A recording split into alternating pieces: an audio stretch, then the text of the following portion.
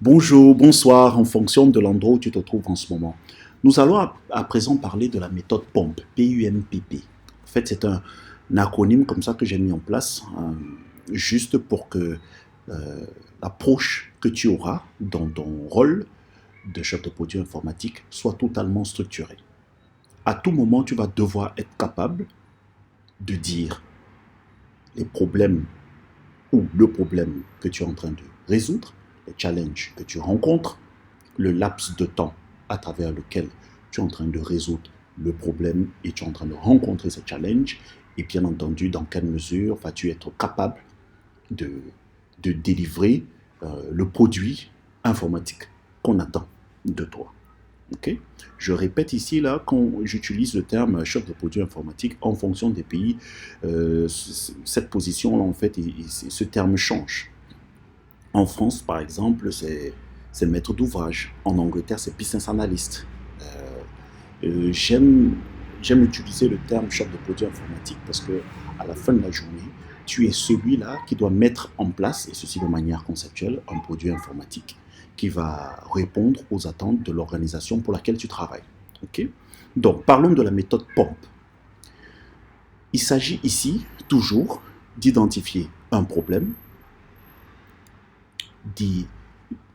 d'identifier aussi l'urgence à travers laquelle ce problème doit être résolu, de mettre en place un mécanisme systématique qui te permettra maintenant de travailler et de résoudre le problème dans un laps de temps bien défini. Il s'agit ici de faire une promesse quant au résultat attendu et, bien sûr, montrer une preuve de changement. Alors, moi, j'appelle ça preuve de changement, tout simplement parce qu'au départ, on a un problème et à ce niveau-ci, on devrait déjà être capable de dire, voici la preuve que nous sommes en train de régler ce problème. Nous sommes littéralement en train de changer d'état de problème à solution. OK? Donc, pour revenir aux vidéos précédentes, que j'ai faite avant celle-ci. On va parler donc du problème. C'est quoi un problème? Prenons l'exemple de cette boutique qui vend des vêtements à Paris. Le propriétaire de cette boutique se rend compte que pour ces vêtements, il y a une demande de plus en plus grandissante. Cependant, les seules personnes jusqu'ici qui peuvent acheter ces produits et ces articles sont ceux qui viennent physiquement dans sa boutique sur Paris. Ok? Donc, bien qu'il y a une demande de plus en plus grandissante, et il se pourrait même que, par exemple, aux États-Unis, on adore son type de vêtements, de fabrique, de style, ils adorent ça aux États-Unis. Il se dit donc, éventuellement, aux États-Unis, il y a un marché potentiel. Mais les Américains ne vont pas tous prendre l'avion pour venir dans ma boutique à Paris. Donc, voilà un problème. Et la digitalisation ou alors la transformation digitale d'une entreprise est censée résoudre ce problème. Bien entendu, ici, c'est un exemple que je prends. Donc, vous imaginez bien que tout le monde s'imagine bien déjà d'avance que ce problème sera résolu à travers un site web, un site internet. OK? Mais dès le départ, on vient d'identifier un problème. Et comme je le définis ici, le problème est la raison pour laquelle la transformation digitale est nécessaire ou même obligatoire. Alors, transformation digitale, je m'excuse, j'ai oublié le E ici. Là. Donc, le problème ici, c'est la raison pour laquelle la transformation digitale est nécessaire ou même obligatoire dans le cadre de cette organisation. Ici, on parle donc d'une boutique qui vend des vêtements sur Paris. Il faut une transformation digitale afin que de nouveaux marchés aient la possibilité d'avoir accès aux articles, aux produits que vend cette boutique. Okay? Donc, une fois qu'on a identifié le problème, en règle générale, bien entendu, on doit résoudre ce problème, mais dans un laps de temps bien défini. Ainsi, il y a donc une urgence. L'urgence est la période durant laquelle la transformation digitale doit être effectuée.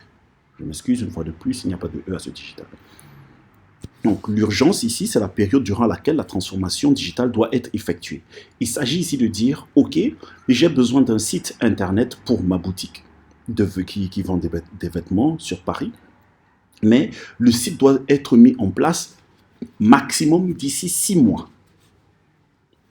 Donc, il y a le problème qui a été identifié, le site Internet, il y a l'urgence, le laps de temps à travers lequel ce site Internet doit être mis en place. Puis maintenant, il faut un mécanisme. Alors, le mécanisme ici, il s'agit de la méthode de travail mise en place afin que la transformation digitale de cette entreprise soit menée à bien. Tout au long de cette formation, tu verras que il y a plusieurs méthodes de travail, plusieurs méthodologies, Scrum, Waterfall, Kanban, on en parlera plus tard. Mais il y a toujours en place une méthode de travail à travers laquelle on applique une transformation digitale de son point zéro à un point bien spécifique dans le temps. La raison pour laquelle il faut toujours une méthode de travail, c'est pour standardiser les business as usual. Business as usual, c'est un terme, bien entendu, anglais, juste pour dire qu'est-ce qu'on fait au quotidien, la manière dont on fait du business au quotidien, la manière dont on gère notre entreprise au quotidien. Et pourquoi c'est important ? C'est tout simplement parce qu'en tant que chef de produit, tu vas travailler dans une entreprise pendant 6 mois, 1 an, demain tu seras consultant et tu auras un contrat de 6 mois, de 1 an. Et à la fin de ton contrat, tu partiras pour une autre aventure professionnelle. Et il faut qu'il y ait en place une méthode de travail à travers laquelle le chef de produit informatique suivant, qui te remplacera, n'aura qu'à suivre en fait ce mécanisme, en fait, cette méthode de travail. C'est très important d'identifier très vite la méthode de travail requise pour mener à bien une transformation digitale au sein d'une entreprise ou au sein d'un projet. Donc, il y a toujours un problème, mettre en place un site internet, une urgence, la période durant laquelle cette transformation digitale doit être effectuée. Ici, on va dire donc 6 mois. On a 6 mois pour mettre en place un site internet. Et pour ce faire, on va avoir une méthode de travail bien spécifique à travers laquelle on va opérer cette transformation digitale. Et à partir donc de ces 3-là, on va commencer à faire des promesses. Alors, en tant que chef de produit informatique, on peut garantir le résultat attendu à travers ce qu'on appelle une analyse ou une présentation de solutions totalement concrètes. Je rentrerai dans les détails. Mais en tant que chef de produit informatique, on fait des analyses. Une analyse de besoin. Et lorsqu'on a fait une analyse de besoin, on peut commencer à concevoir une solution technique et concrète à travers laquelle on peut dire, effectivement, dans les 6 mois, on peut déjà réaliser quelque chose. Alors, bien entendu, lorsqu'on a déjà fait donc cette analyse et on a une ébauche d'une solution concrète, on peut commencer à se lancer dans des preuves de changement. Alors, qu'est-ce que j'entends par preuve de changement ? Ici, on a un problème, on a 6 mois pour le résoudre. Donc, le premier mois ou le deuxième mois, on doit déjà être capable de dire, par exemple, on va organiser des séances de démo avec les parties prenantes. Une partie prenante ici, là, par exemple, serait le propriétaire de cette boutique. Donc, on va dire, on va prendre le propriétaire de la boutique, on va lui faire une démo d'un site qu'on a déjà construit. Bien entendu, il n'est pas complet, vu que ça ne fait que 2 mois. Et on a encore 4 mois qui nous restent pour mettre en place ce site internet, cette plateforme. Donc, on va dire au bout de 2 mois, voici en fait le prototype, ou alors ce que les anglophones appellent le proof of concept. Voici le prototype sur lequel nous sommes en train de travailler. On aimerait faire une démonstration, afin que toi, le chef d'entreprise, le propriétaire de cette boutique, tu peux déjà avoir une idée de ce à quoi ton site web va ressembler. Donc, on a bien vu, dès le départ, qu'on a identifié un problème, on a articulé une urgence, on a mis en place un mécanisme, on a effectué une promesse, et bien entendu, de manière incrémentale, on a mis à disposition du propriétaire de cette boutique des preuves de changement. Il te faudra toujours une approche méthodique en tant que chef de produit informatique afin qu'à tout moment, tu sois en total contrôle du projet qui est le tien et notamment du produit informatique que tu es en train de mettre en place pour l'organisation pour laquelle tu travailles. Alors, j'espère que je n'ai pas été très long. On va toujours retomber tout au long de cette formation sur la méthode POMP, mais cette fois-ci, on va commencer à rentrer dans les détails bien spécifiques. Ok? Donc, pourquoi il était important qu'on en parle dès le départ? Lorsque tu auras affaire à des recruteurs au téléphone, parfois ils te poseront la question à savoir comment est-ce que tu organises en fait ton travail.